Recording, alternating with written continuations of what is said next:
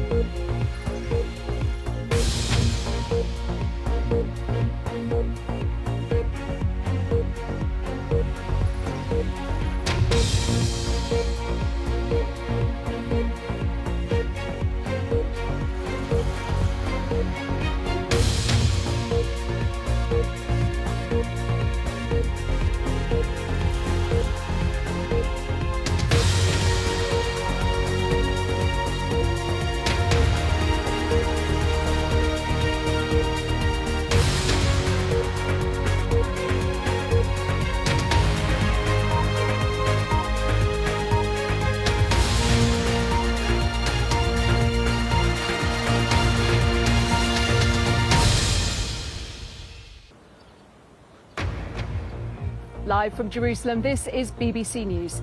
The conflict between Israel and Iran intensifies. Israel says the number of people killed by Iranian airstrikes since Friday has risen to 24. Iran says at least 224 people have been killed there since Friday as strikes continue in the capital Tehran and across the country. And the UN's nuclear watchdog is holding an urgent session amid the Israeli attacks on Iran. Hello, I'm Lucy Hockings in London, also in the programme. G7 leaders arrived for their three-day meeting in Canada. The conflict in the Middle East expected to dominate discussions.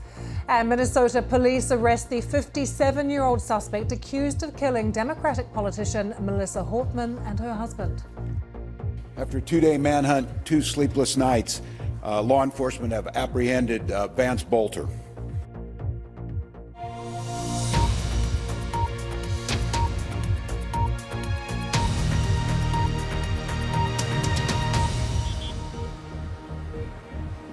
Hello, you're live with BBC News. I'm Anna Foster here in Jerusalem. Let me bring you right up to date with the latest on the conflict between Israel and Iran and hostilities here in the Middle East, which continue to increase as 4 days now have passed since those attacks that Israel launched on Iran in the very early hours of Friday morning. Now, Israel's defense minister, Israel Katz, has warned that the residents of Tehran would, as he put it, pay the price for Iranian attacks on his country's citizens. But he has since qualified that statement that he put on social media. He said that there was no intention to physically harm the city's residents.